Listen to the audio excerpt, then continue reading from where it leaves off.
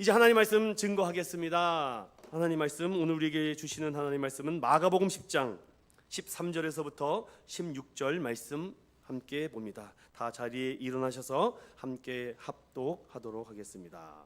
시작. 사람들이 예수께서 만져주심을 바라고 어린 아이들을 데리고 오매 제자들이 꾸짖거늘 예수께서 보시고 노하시어 이르시되 어린 아이들이 내게 오는 것을 용납하고 금하지 말라.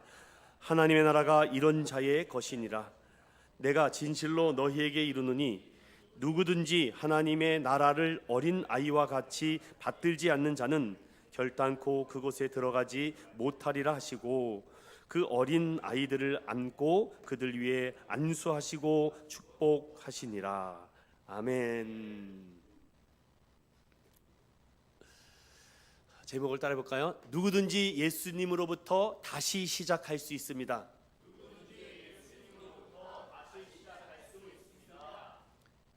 한 집사님이 저에게 목사님은 언제 눈물이 나세요?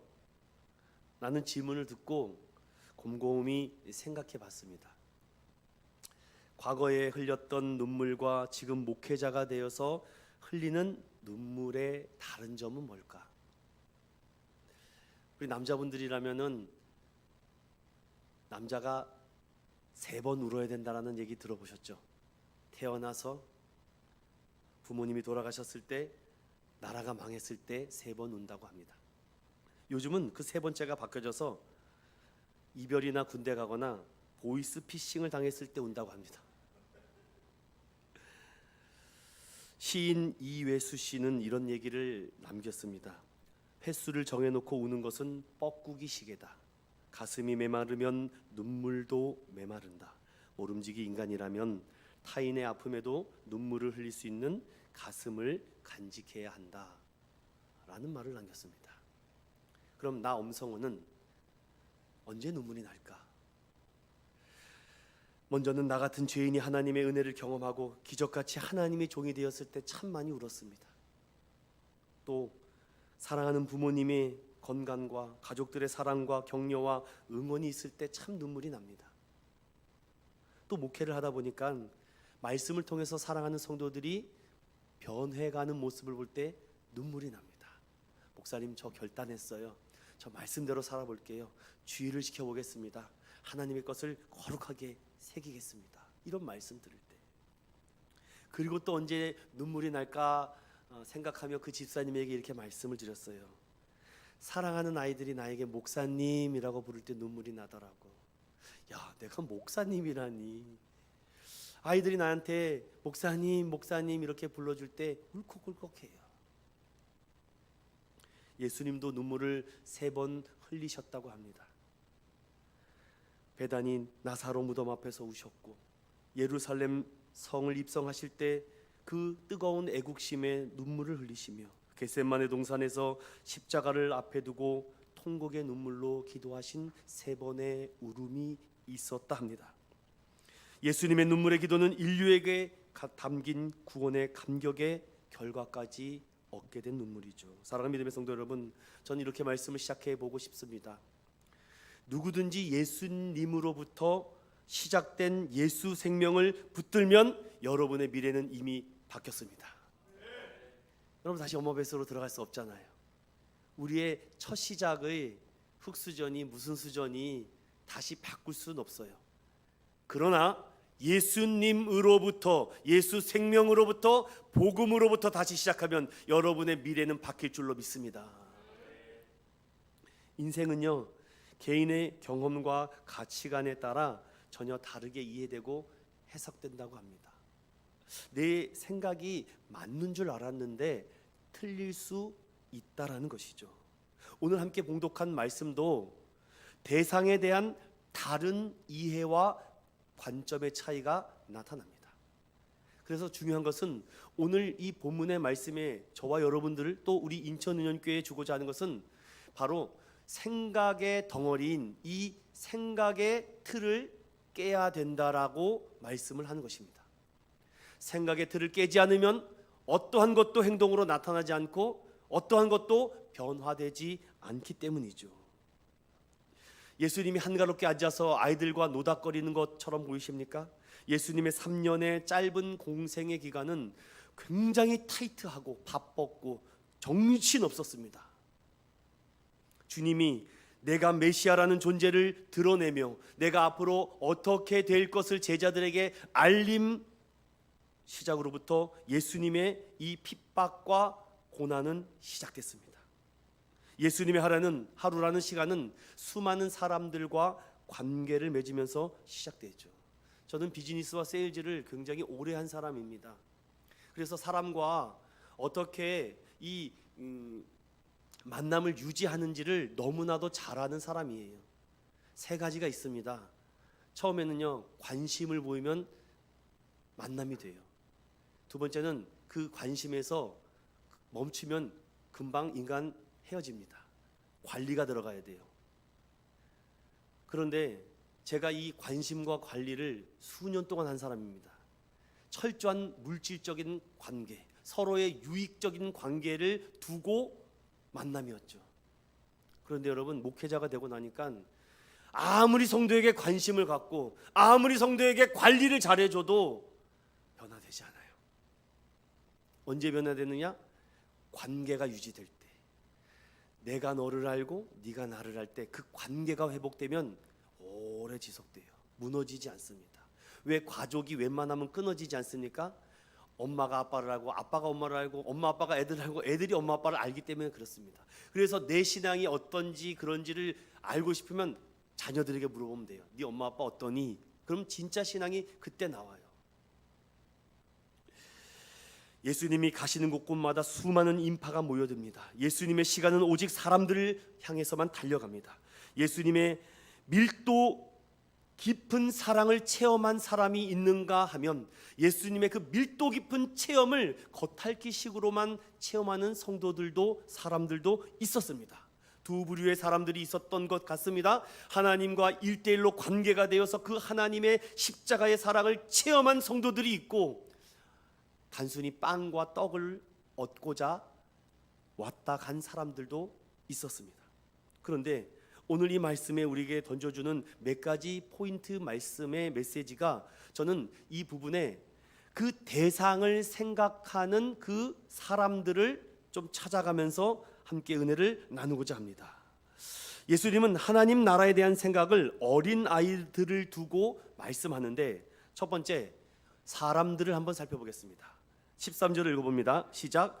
사람들이 예수께서 만져주심을 바라고 어린 아이들을 데리고 오매 제자들이 꾸짖거늘 라고 말합니다. 자, 처음엔 사람들이 먼저 나와요. 저는 이 사람들이 부모일 확률이 높다라고 생각을 해보겠습니다. 영어 성경에는 people라고 나와 있어요.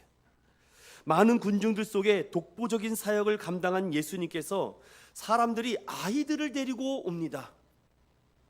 무슨 아기를 가지고 왔는지, 무슨 뜻과 의도를 가지고 온지 모르지만 예수님을 만나기도 전에 제자들이 딱 그물거버립니다.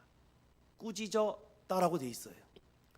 이것의 헬라어의 본문의 원문의 뜻은 비난하고 힐난했다. 그러니 단순히 안 돼요 뭐 이렇게 착하게 말한 것이 아니라 굉장히 심하게 모욕적으로 얘기했다는 겁니다.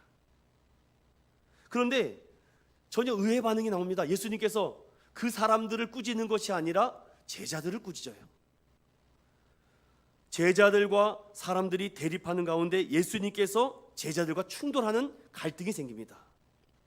개인의 경험과 가치관의 차이가 드러나는데 같은 사건과 상황에도 대하는 태도가 다릅니다.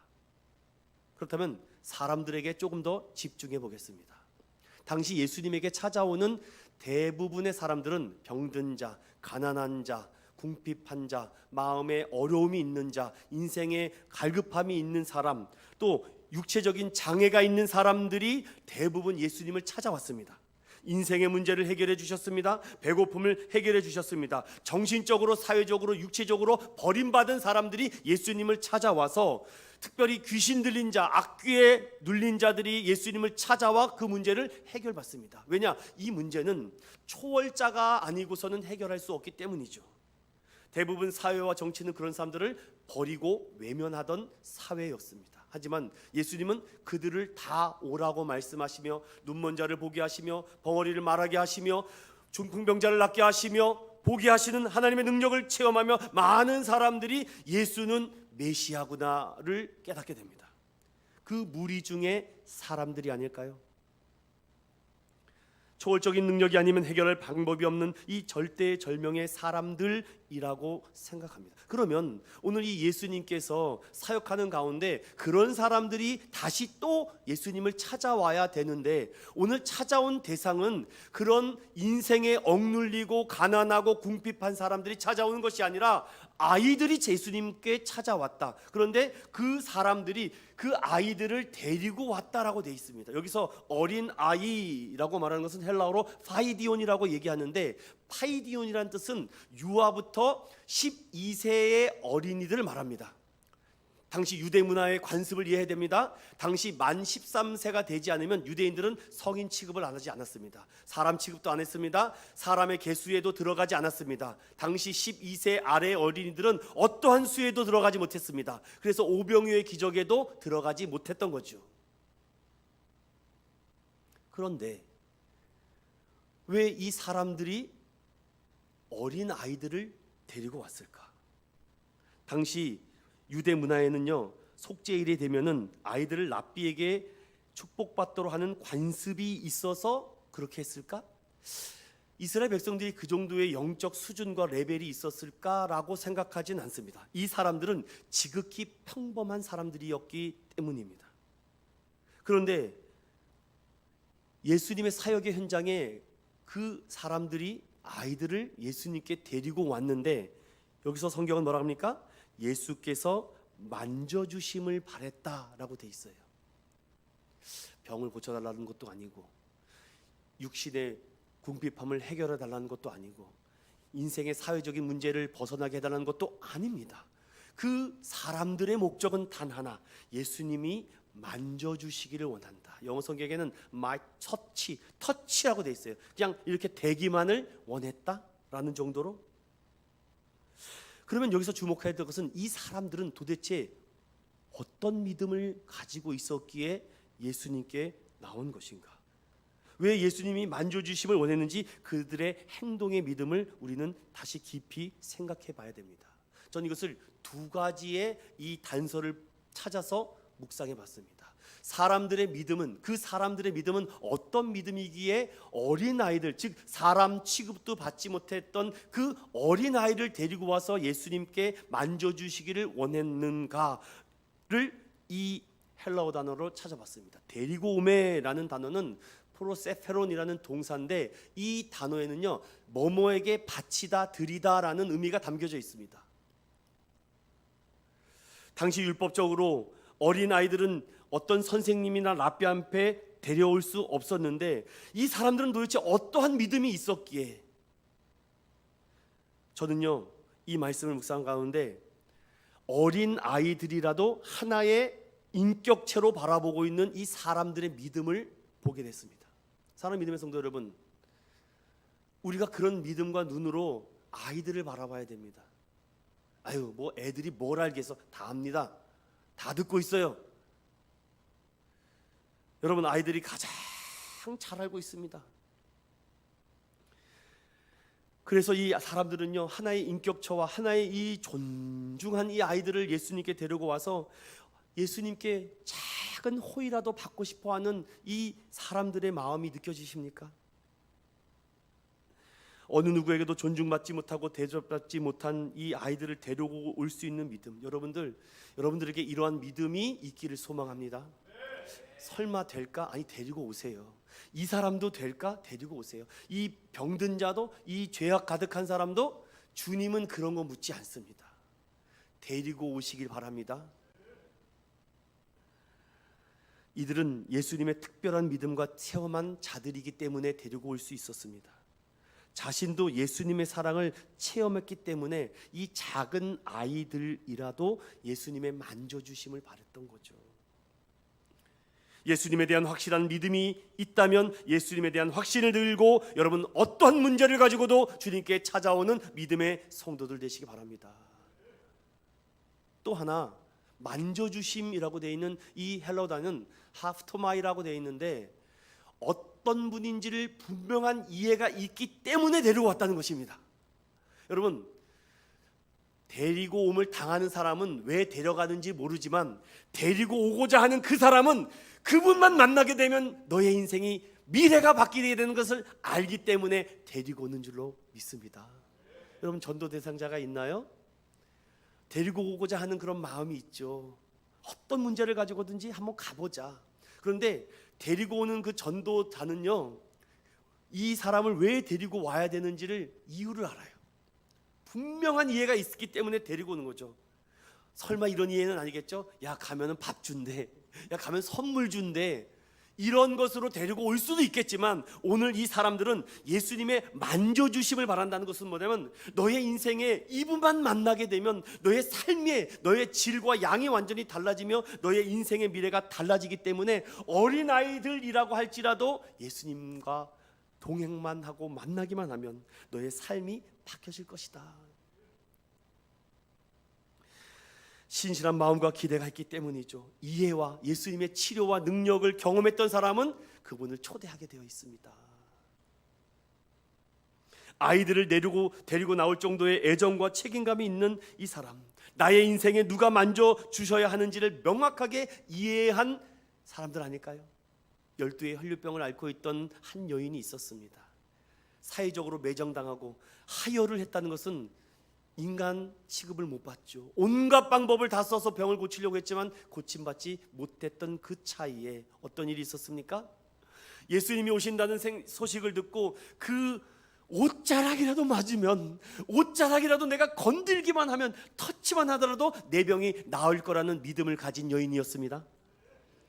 그리고 그 비좁은 사람의 틈을 뚫고 가서 예수님의 그 끝자락을 딱 잡았을 때 병이 나았습니다. 그녀의 믿음으로 병이 나았습니다. 여러분, 우리가 그런 믿음을 체험한 사람은요, 데리고 오고 싶다니까요. 이렇게 그게 아주 영적으로 어린아이라도 몸은 어른인데 생각은 너무 세상적으로 살고 있을 때 데리고 오는 거예요. 야, 내가 이 예수님을 만났는데 너도 예수님을 만났다면 너의 삶이 달라졌을 텐데.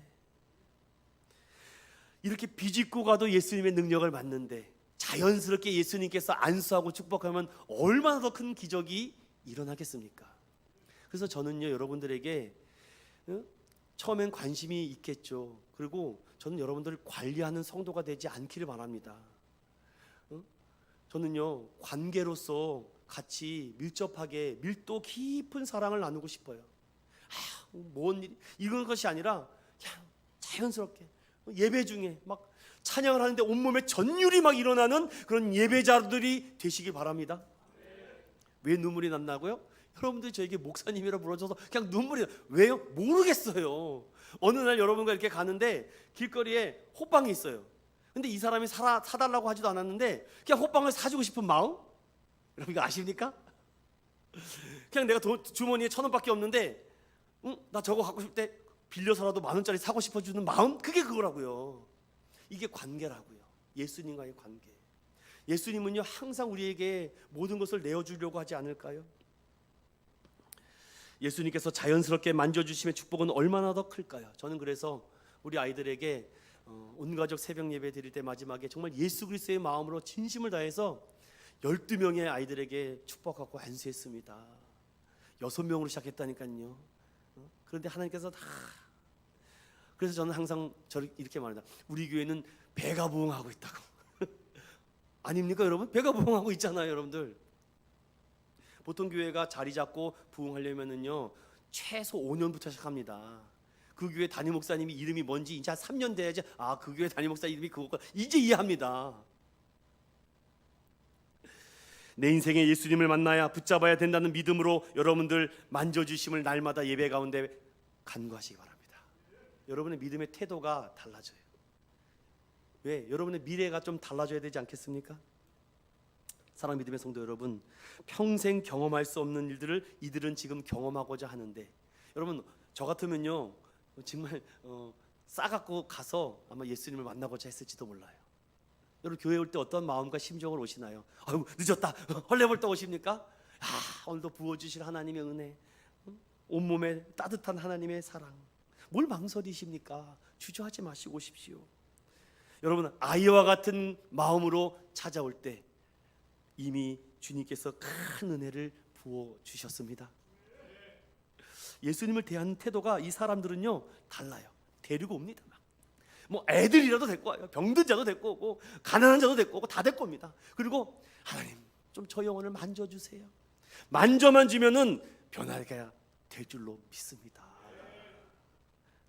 두 번째, 제 얼굴이 나오네요. 감사해요. 두 번째는요, 제자들을 조금 살펴보겠습니다. 제자들 한번 보세요. 13절 후반절에 제자들이 꾸짖건을 14절 다 같이 읽어봅니다. 시작. 예수께서 보시고 노하시어 이르시되 어린아이들이 내게 오는 것을 용납하고 금하지 말라. 하나님의 나라가 이런 자의 것이니라. 아멘. 제자들도 많은 사역에 지쳐 있겠죠. 힘들고 쉬고 싶고 또 어려운 문제가 많았지만 그거 하나만큼은 자부심이 있어요. 나는 예수님과 가까이 있는 사람이다. 나는 예수님과 거의 함께하는 이런 자부심을 갖고 있는 제자들이었습니다. 내가 누구보다도 예수님이 어떤 생각을 하고 있는지, 어떤 마음을 품고 있는지, 어떻게 앞으로 하실 것인지를 누구보다도 잘 안다고 생각했던 사람들이 제자들입니다. 그래서 어린 아이들을 데리고 오는 것을 보고 아유 저 어린이들 못다 써먹을 데도 없어. 야, 헌금도 안 내는 애들 괜히 교회에 와가지고서는 계속 밥만 축내냐고. 오늘도 보니까 우리 어린이주일하고 우리 선생님들이 정말 진수성찬을 해놨더라고요. 그렇게 진수성찬을 하면은 다음 주에 무슨 헌금을 100만 원씩 해야 되는데 오히려 100만 원을 써야 돼요. 어린 아이들은 그렇습니다. 여러분들 그렇게 써야 된다니까요. 근데 왜 그렇게 하십니까? 근데 제자들은 이미 율법적인 사고방식으로 저 아이들은 어떤 우리에게 유익이 안 돼. 딱 선을 딱 그어버리죠. 그래서 내가 알고 있는 메시아 예수님은 앞으로 큰 정치적인 혁명과 전쟁을 일으켜서 이 로마를 쫓아내고 우리 이 과거의 성군 다윗의 그 영광을 회복할 거야. 그런 율법적 사고방식을 가지고 있습니다. 그러니까 아이들은요 쓸모가 없거든요. 그러니 성인이 없고 좀 부자가 오고 좀 정치적 힘 있는 사람이 교회 오기를 원하고 의사, 검사, 박사가 교회 오기를 원하지 저런 한낱 갓난아기와 같은 아이들이 정말 그런 마음을 갖고 교회를 찾아오는 성도들 반가워하겠습니까? 제자들이? 지금 시간이 없어 죽겠는데 만약에 교회가 그런 사람들로 가득 찼다고 보십시오. 여러분 교회가 어떻게 될까요? 학교가 될 확률이 높습니다. 교회는 모든 대상이 누구든지 죄인이라면 주께로 다 돌아와야 되는 줄로 믿습니다. 똑똑하든 잘나든 그게 중요한 것이 아니에요. 근데 제자들이 막고 있습니다. 오랜 신앙생활이 도움이 되지만 교만할 수가 있어요.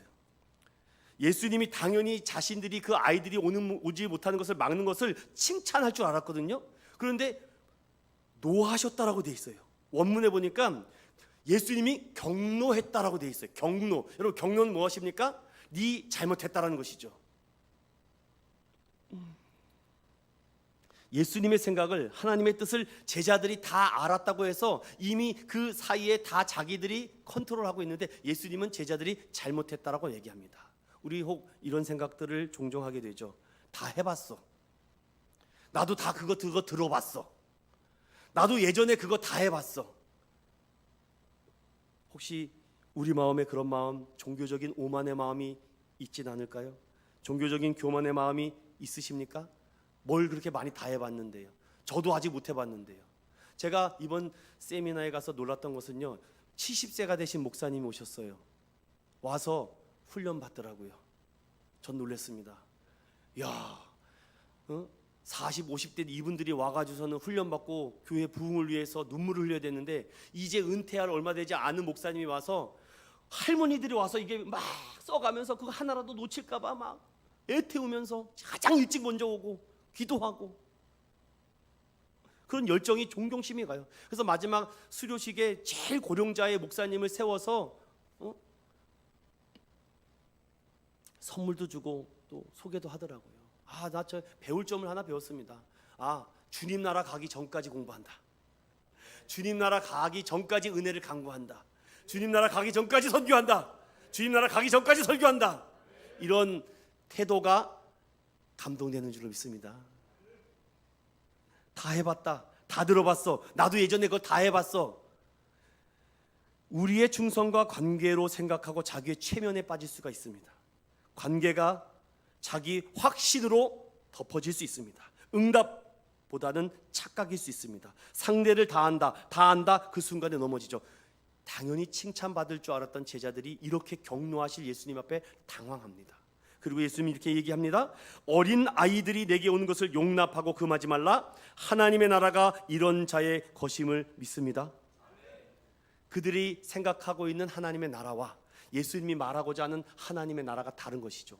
그러니 우리 믿음의 성도들은요, 다 안다, 다 해봤어, 나 그거 예전에 다 해본 거야 라고 그런 우매한 대답하지 않기를 간절히 소망합니다. 해봤어도 또 해보고, 안 해보면 더 해보고, 새로운 거는 도전해보고, 또 하나님께서 어떻게 은혜 주실지 모르니까 우리는 열정과 끈기를 가지고 계속 앞으로 달려가야 될 줄로 믿습니다. 제자들에게 나를 따르겠느냐? 그들을 하나씩 다 부르지 않았습니까? 마가복음 8장 31절을 잠깐 열어보십시오. 거기에 어떤 말씀이 있습니까? 예수님께서 이제 내가 앞으로 대제사장들과 장로들에게 버림받아 죽임당하고 사흘 만에 살아나야 할 것을 비로소 제자들에게 가르치니 8장 32절에 베드로가 예수님을 붙들고 항변합니다. 예수님, 절대로 그럴 수 없습니다. 예수님, 절대로 그렇게 되지 않도록 내가 지켜주겠습니다. 이게 제자들의 생각.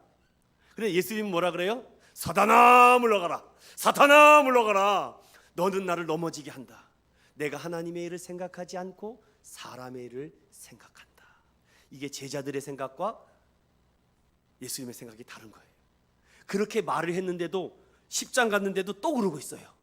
다 해봤다고, 나도 다 들어봤다고. 안 변해요. 안 변해. 제자들이 안 변해. 제자들이 언제 변한지 아십니까? 오순절 마가다락에 성령님이 임했을 때 제자들이 예수님의 말씀을 기억나는 줄로 믿습니다. 날마다 성령을 간구하고 말씀의 중심이 되어서 성경과 성령이 하나가 되는 믿음으로 살아가시기 바랍니다. 잘못하면 사탄이 돼요. 여러분 정말 베드로가 미워서 그렇겠습니까? 베드로의 그 인간적인 감정이 나를 넘어뜨리게 하거든요. 제자들도 이런 생각을 하고 있었는데 율법적 사고방식과 관습에 꽉 붙들려 예수 믿는 사람들은 얼마나 안 바뀌겠습니까? 그런데 부모들이 아이들을 데리고 왔더니 이것이 놀라운 일이죠. 예수님의 사역을 방해하는 것이 아니라 예수님의 사역의 본질을 꿰뚫고 있는 사람들이었습니다. 제자들은 본질을 보지 못하는데 사람들은 본질을 보죠. 그러니까 제자들 마음속에는 잘못된 생각과 잘못된 가치관이 가지고 있습니다. 모 영화에서 이런 대사를 하더라고요. 전 모모 씨가 걱정 마십시오. 이 정도 강의 안 했습니까? 실패하면 반역, 성공하면 혁명 아닙니까?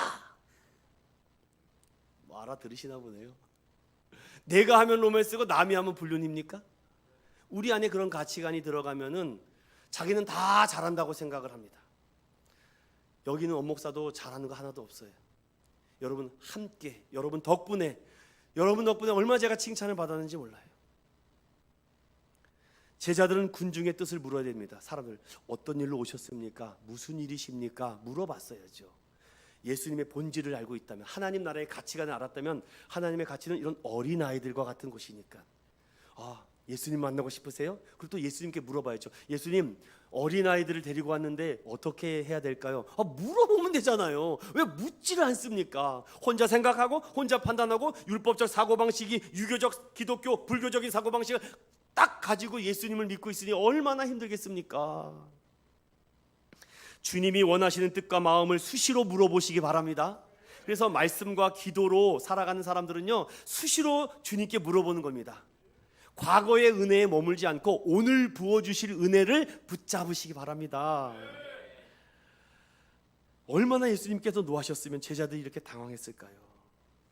여러분 성경 한 구절 볼까요? 마가복음 9장 37절입니다. 여러분들 함께 볼게요. 37절 시작. 누구든지 내 이름으로 이런 어린아이 하나를 영접하면 곧 나를 영접함이요, 누구든지 나를 영접하면 나를 영접함이 아니요 나를 보내신 이를 영접함이라. 아멘. 41절 읽어볼까요? 9장 41절입니다. 시작. 누구든지 너희가 그리스도에 속한 자라 하며 물 한 그릇이라도 주면 내가 진실로 너희에게 이르노니 그가 결코 상을 잃지 않으리라. 아멘. 혹 우리의 잘못된 고정관념과 사상과 가치관이 있다면 하나님이 말씀으로 우리를 고쳐주실 줄로 믿습니다. 그리고 세 번째, 어린아이들 볼게요. 어린아이들 보십시오. 여러분들, 사회 속에서 이 어린이들은 약자예요. 이 마가복음 10장의 전체 문맥의 전후를 바라보면요, 당시 바리새인들과 제사장들과 장로들은요 사회적인 약자를 딱 정했습니다. 3명: 병든 자, 장애인, 그리고 아이들 딱 정해놨어요. 그리고 열외야. 걔네들은 아예 열외라고 합니다. 얼마나 상대방을 무시하는지 몰라요.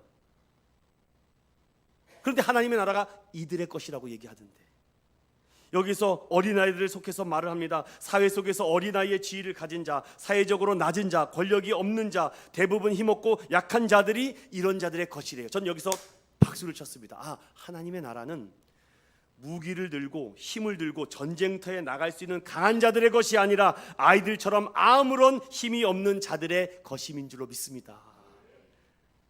마가는요 오늘 16절에 그 어린 아이들을 안고 그들 위에 안수하시고 축복했다라는 말을 덧붙여 설명하고 있습니다. 어린 아이들의 특성을 소유하고 있는 이런 자들을 암시하며 객관적으로 무기력하고 무력한 이 아이들의 이 상황과 특징을 잘 설명하고 안아주시는 거죠. 저도 이렇게 기도가 나오더라고요. 오늘 새벽에 하나님, 오늘 좀 예배드린 가운데 안아주심이 있게 해달라고, 한 사람 한 사람을 좀 이렇게 감동이 있게 해달라고, 성령님 좀 도와달라고. 나는 못해요. 그런데 성령님은 하십니다. 오직 주의 뜻과 말씀 아래 깊이 겸손히 허리를 숙이며 복종하는 이 어린 아이와 같은 마음으로 나아가시 바랍니다. 그래서 저는 우리 아이들이 너무나도 소중합니다. 여러분들이 아이들을 대하는 태도를 보면 하나님 나라의 소유가 보여진다고요. 그런 말씀을 하는 겁니다. 먼저 내 앞에 작고 작은 자들을 섬김과 영접부터 하나님의 나라를 소유한 자들인 줄로 믿습니다. 물론 신체적으로 작은 것이 아니라, 여러분 교회 안에 보면은 이렇게 육체적으로 영적으로 연약하신 분들이 있잖아요. 그들을 대하는 태도와 섬김을 본다는 것입니다. 그러면 그들이 하나님의 나라를 소유한 사람들의 마인드와 태도를 볼 수 있다는 것이죠. 세상의 가치와 율법의 노예가 되지 말고 오직 성경과 성령님의 충만한 은혜와 감동을 사모하는 저와 여러분 되시기 바랍니다. 이제 마지막으로 예수님을 한번 깊이 묵상해보고 마치려고 해요. 예수님은요 어린 아이들을 용납하고 이런 어린 아이들과 같은 마인드가 있는 자가 하나님의 나라를 소유했다라고 말하며 오늘 중요한 15절을 말씀합니다. 함께 읽어볼까요? 시작. 내가 진실로 너희에게 이르노니 누구든지 하나님의 나라를 어린아이와 같이 받들지 않는 자는 결단코 그곳에 들어가지 못하리라 하시고. 아멘. 여기서 중요한 것은요 받들지 않는 자입니다. 받들지 않는 자. 받다라는 이 데코마이라는 헬라어 동사는요 지혜 문학에서 지혜를 기꺼이 이해하며 받아들이는 전문적인 용어라고 합니다. 즉 하나님의 뜻에 순종하는 자들이 하나님 나라에 들어가는데, 이 받들다라는 것은 무엇일까?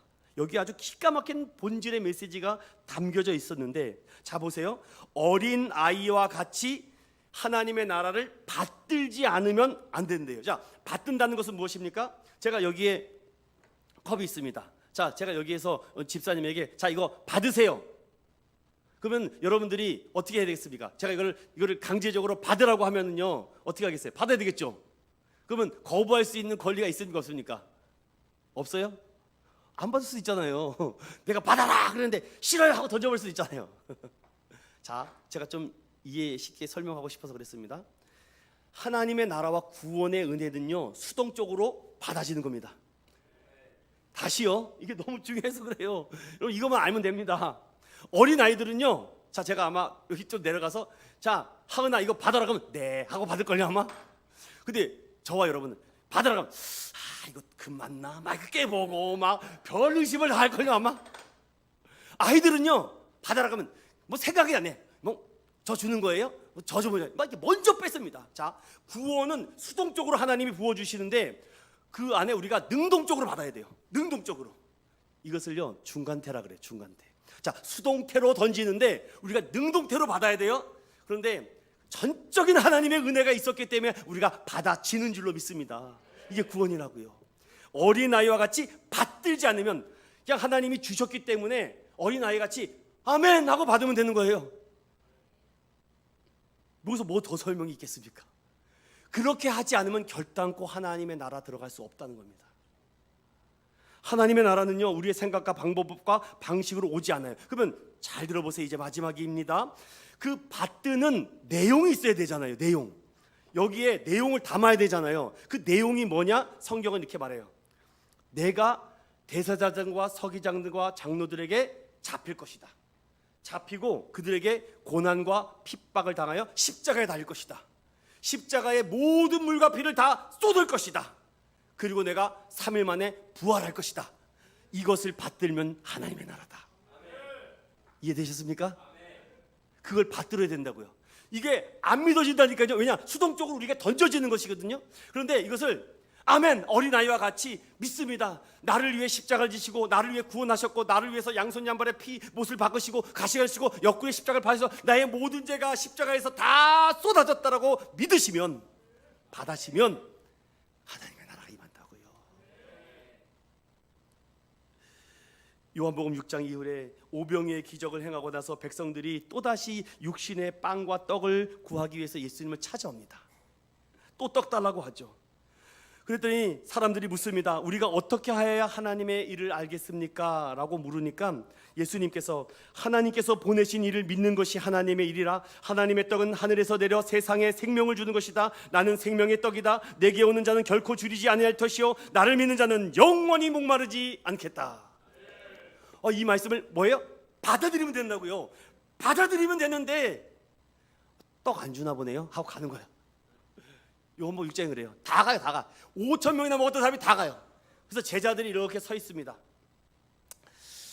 너네들도 가려느냐? 라고 물어봐요. 너네들도 갈 거냐? 그때 베드로가 참 믿음이 좋아요. 베드로 사도는요, 주여 영생의 말씀이 주께 있사오니 우리가 누구에게 가오리이까? 우리가 주는 하나님의 거룩하신 자이신 줄 믿고 알았습니다. 받아들이면 돼요. 그것을 받아들이니까 구원을 받았는데 아직 믿음이 연약하잖아요. 그것은 성령의 능력이 임해야 된다니까요. 사랑하는 여러분, 구원 받으셨습니까? 그럼 이제 성령의 충만함을 간구하시기 바랍니다. 그럼 성령님이 예배 드리게 한다니까요.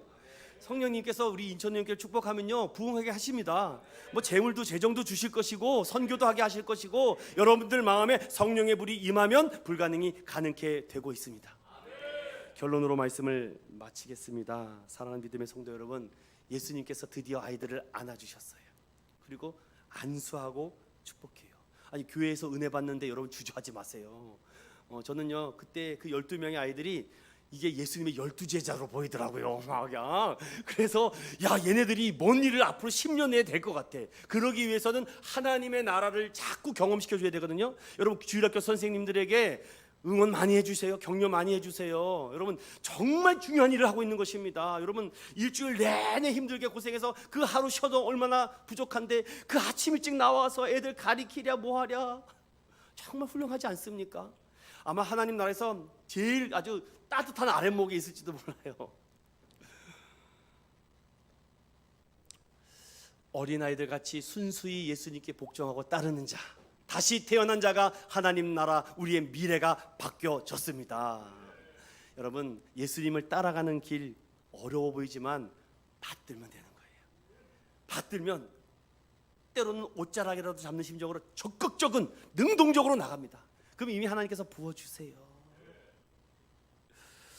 그리고 여러분들 여러분의 모든 문제가 예수님 품에 안길 때 이미 다 해결된 줄로 믿습니다. 우리의 인생의 미래가 바뀌어지고 이정표가 바뀌어지고 있습니다. 세상에서 이긴 것이 아니라 예수님은 세상을 이기셨습니다. 그런 믿음으로 승리하는 저 여러분 되시기를 예수님 이름으로 축원드립니다.